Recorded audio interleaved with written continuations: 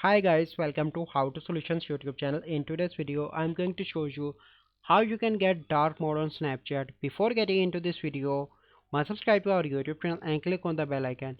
So the first step you need to do is to open the settings of your smartphone. Once you are in settings, you simply need to click on my phone and you need to enable the developer mode like I am doing by clicking on here.